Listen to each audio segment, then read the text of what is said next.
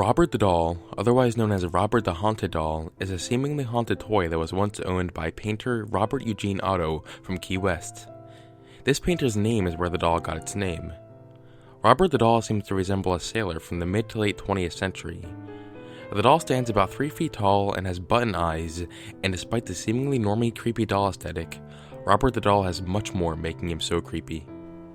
Robert the Doll was given to the painter Robert Eugene Otto, who later in his life went by Gene.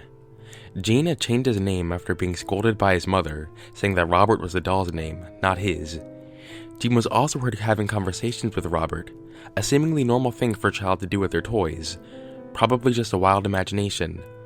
The eerie thing about their conversations, though, were how sometimes Gene's mother could hear a low grumbling that seemed to be coming from Robert himself, and occasionally, Gene's mother would burst in to find Gene cowered in a corner with Robert perched on a shelf or chair just staring at him. Gene's great aunt suggested that the family put Robert in a box in the attic to prevent further incidents. Robert rested here for many years until the death of Gene's father. This was when Gene inherited the house that Robert was being kept in, his childhood home. He decided to move in his newly inherited home with his wife, considering he saw it as large enough to provide not only space for his family, but also a space to work on his art. After a short while of living at the home, Gene went into the attic and retrieved his long-lost childhood doll. He once again clung to the doll, and it began to worry his wife quite a bit. After Mrs. Otto moved Robert back up to the attic, she seemingly went insane and died, only to be closely followed by her husband. Robert remained locked in the attic until another family bought the mansion and restored it.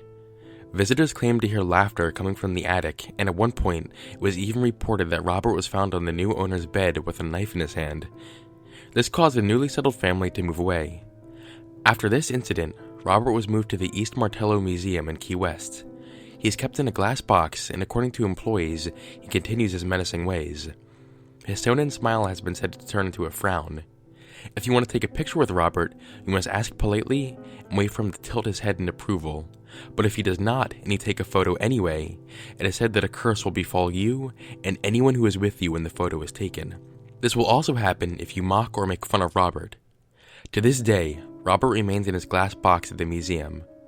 How much of this lore is true is up for interpretation, but what we do know for sure is his original owner, Gene Otto, and Robert's current location is at the East Martello Museum.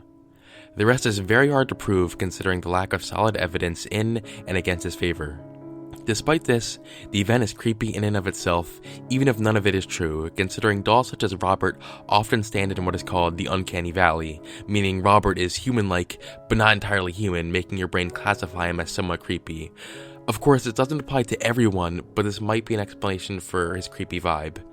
Thank you for watching, and I will see you on the flip side.